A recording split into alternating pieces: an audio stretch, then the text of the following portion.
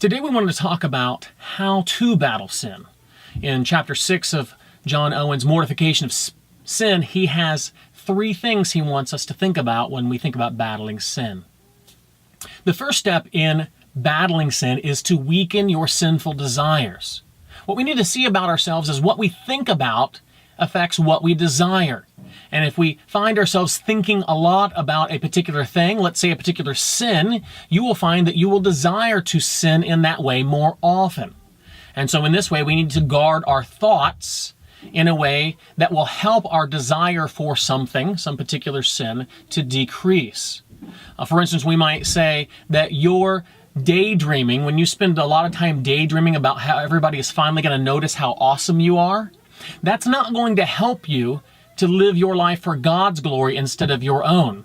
When you spend a lot of time thinking about living for your own glory and everybody else recognizing how awesome you are, it will make you more prone to the sin of living for your own glory instead of God's.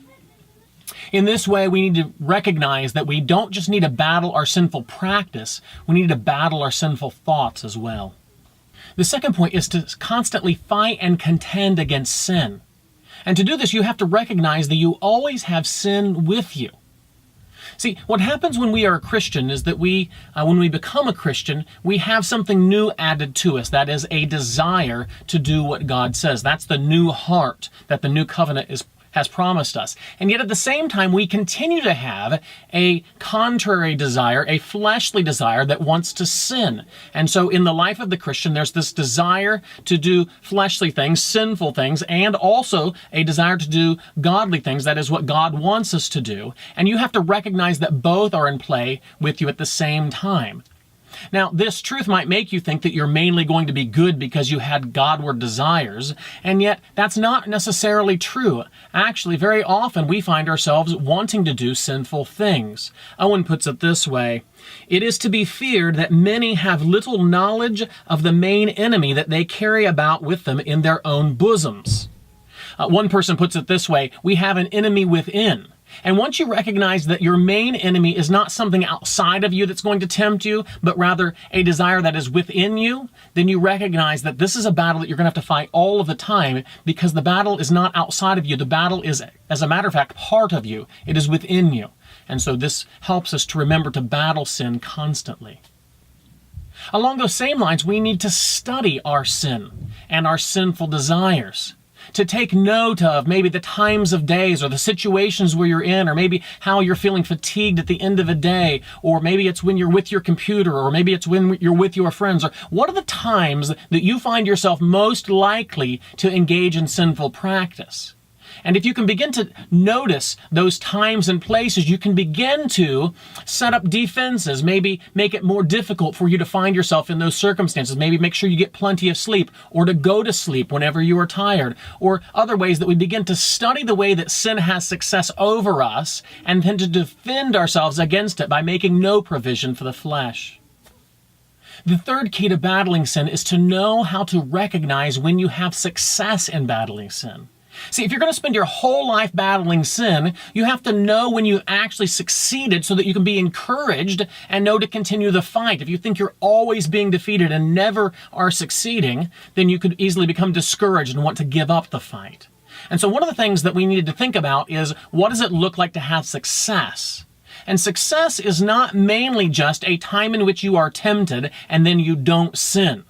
I mean, that is at least partial success. And yet, if the reason, let's say, that you were about to sin and then you didn't because your friend walked into the room, if the reason why you didn't sin is because you were afraid that your friend would see you sinning, that's not really gospel success.